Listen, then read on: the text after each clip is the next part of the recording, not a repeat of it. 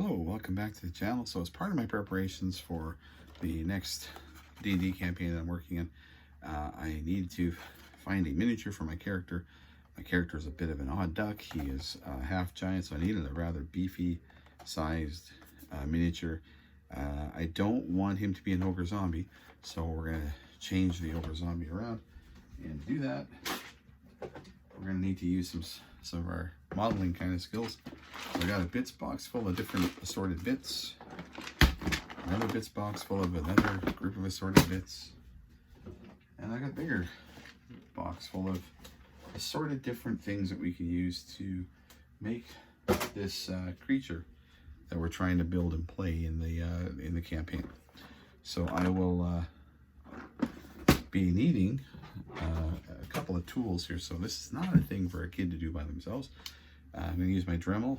I'm going to need the cutting wheel because I will inevitably be cutting pieces off of the model.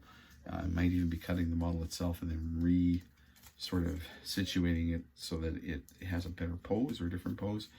I might even be cutting pieces of the model off and replacing them with other models, parts. That's kind of the thing with kit bashing, is you're sort of sketching with bits and sketching with polymers and clays and plastics, and you're kind of making something new out of what you have. Now, I did at one time do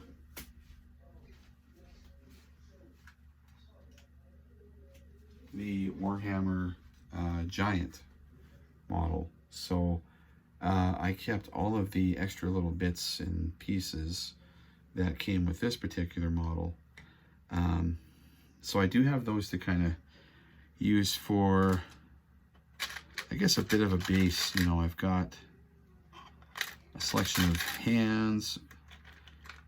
We have an entire arm if I wanted to swap out the arm and completely change the pose. We've got, you know, a different weapon, a big club.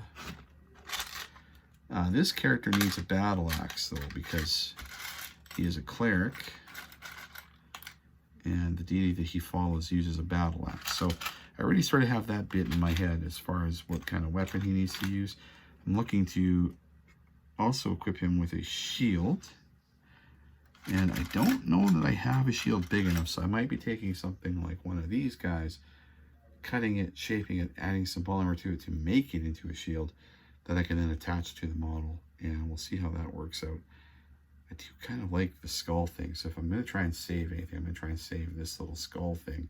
It would be kind of cool to have that actually on the shield itself, on the face of the shield.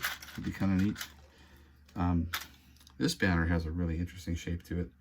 It's almost a shield-like shape already. If I cut and trim it a little bit, it might actually work. It does look like it's bent, though, at the bottom because it's supposed to resemble cloth. And that might just be something where I just end up reshaping it with some of the clay that I have. At any rate, I have some things to try. And there's actually little extra pieces here from banners that might actually go kind of cool on the character itself, as little bits of flair, I guess, on the figure, on the armor maybe. I do have to build a lot of armor plating. This character doesn't have really any armor. I'm just going to open it up here and take a look and see what we're working with. So this is one of the unpainted WizKids models. I kind of like the sculpting they've got on a lot of these. They've got some really good detail in here. There's the base that came with it, and it taped it into the package. Sorry about that. I hate when they do that. So it's got the base already here, one of these discs. It's pretty thin, but I can work with it. You can see the base on here is warped a little bit. The plastic is kind of warped, so we're going to have to reshape that a little bit as well. And so this guy is an ogre. Now the character I'm playing isn't supposed to be an ogre, so I'm going to have to do some work on it to get it to where I need it. Now this, it might be as simple even as taking the mace head off and putting on the battle axe head instead.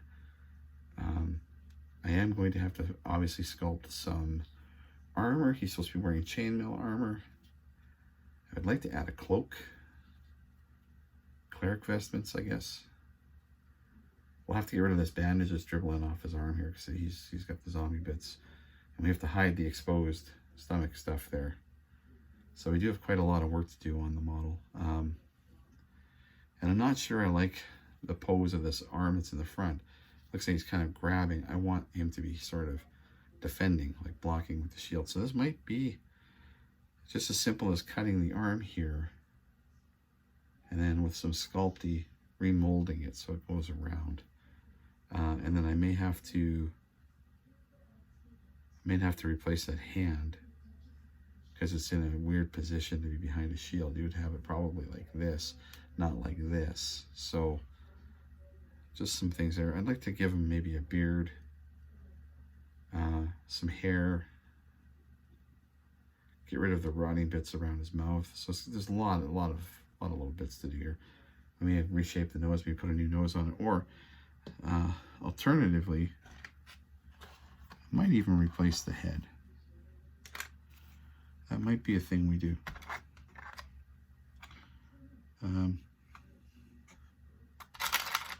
Yeah, we might do that. We might replace the head.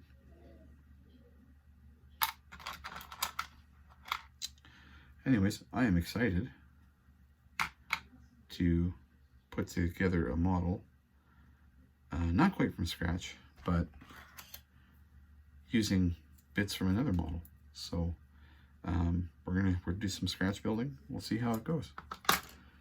We'll see you soon. So I found this hand from the Giant actually, and I like it. So then we're going to use that. And then I found these really cool like iron armored wolf heads, and I'm thinking shoulder pads. That's what I'm thinking with those. So we're going to start off, we're going to deal with this hand, I think, first.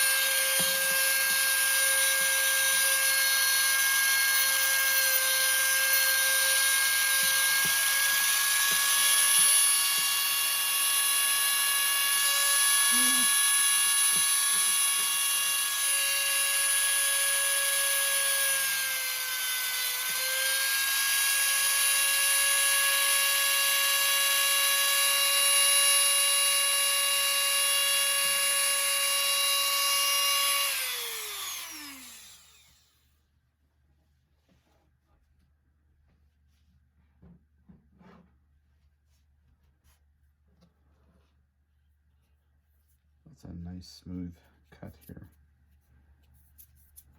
A lot of dust now. I'm thinking the head, I was looking at this dwarf head here, and I think it's just a little small. I love the beard on it, but it's just the wrong size. I have this orc face I could use, but then I already have an orc face. So I think we're just gonna sculpt. That's what I'm thinking. Glue on the new hand, and we will sculpt. So I'm going to use a nail file here to just file this down smooth. We're gonna fix this a little bit. This is going to become a battle axe instead of a mace. And we're going to hang on to that. You never know when you might reuse a piece like this, so I'm going to hang on to that piece. So we got our another hand, which this one's a little beefier. Seeing it now on the model, it's a little too big. So we may have to just sculpt the hand here. We'll see how adventurous we get. Yeah, that hand is just too big. Looks like a Hulk fist. Yeah. It's just a little too, well, putting it over top of the other hand. Yeah, no, I can see the fingers are just too big. Yeah. That's fine. That is fine. We have to make a shield anyway, so we might as well make the hand holding the shield. I haven't cut these. I haven't really come to a decision on those yet. And this is a bit I'm going to add to the model afterwards. And we do have these guys. So I just want to smooth these out a little bit. Make them a little easier to fit.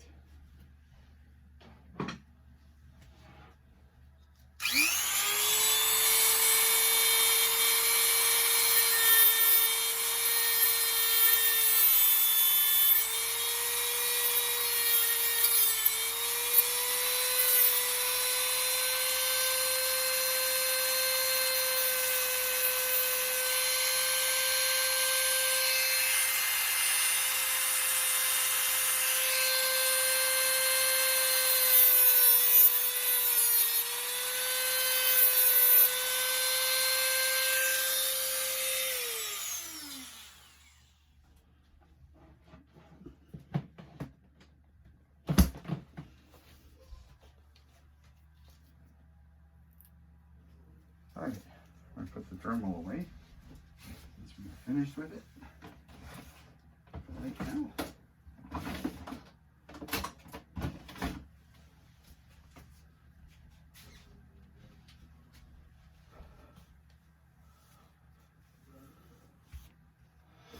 Okay, we're going to go do some sculpting.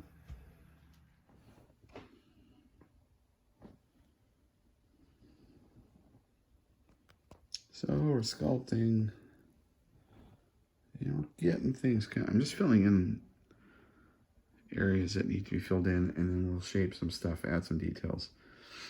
And then we have to work on the face yet. The face is still too orcish, and I want to make a beard. But we're progressing.